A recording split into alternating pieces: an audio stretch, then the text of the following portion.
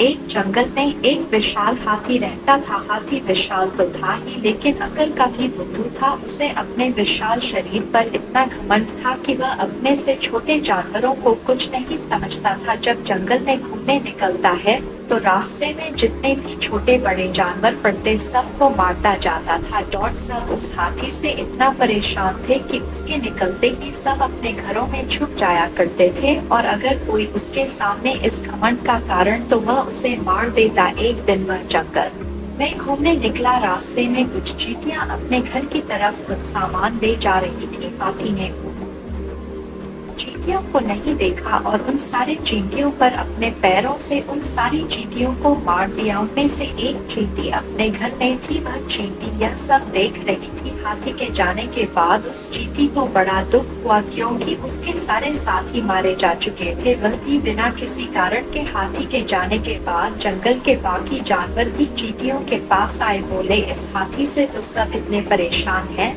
इसे पता नहीं अपने ऊपर कितना घमंड है। जब भी चलता है मुंह ऊपर करके चलता है, नीचे तो देख ले कि कोई छोटा सा जीव भी जा रहा है। चींटियों की जो सरदार थी वह बच गई।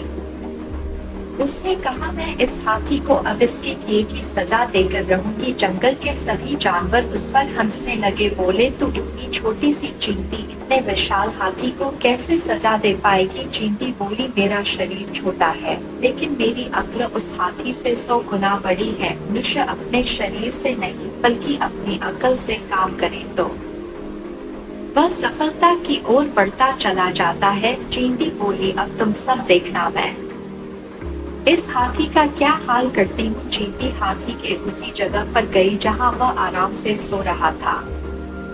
चींटी उसके कान में जाती है और जोर जोर से काटने लगे। हाथी पागल हो गया। वह कभी इस पेड़ से अपना कान खुजाता, कभी कभी उस पेड़ से अपना कान खुजाता है, लेकिन उसको चैन नहीं आ रहा था, क्योंकि चींटी अंदर उसके कान में इतनी तेज तेज काट रही थी कि वह बेचैन हो रहा था। वह जंगल में इधर उधर पागलों की तरह चिल्लाने लगा, भागने लगा, लेकिन जंगल का कोई भी जानवर उसकी सहायता के लिए नहीं आया। जब वह इतना पागल हो गया तो वह एक तालाब में जाकर कूद गया और दर्द के मारे मर गया। चींटी उसके कान से निकलकर बाहर आ गई। इसलिए ने उस चींटी के दिमाग की तारीफ की कि एक छोटी सी चींटी ने एक विशाल हाथी को कैसे सबक सिखाया। इससे हमें यह शिक्षा मिलती है कि भले ही हम छोटे हो, लेकिन हमें अपने दिमाग से अपने से बड़ों को भी हरा सकते हैं।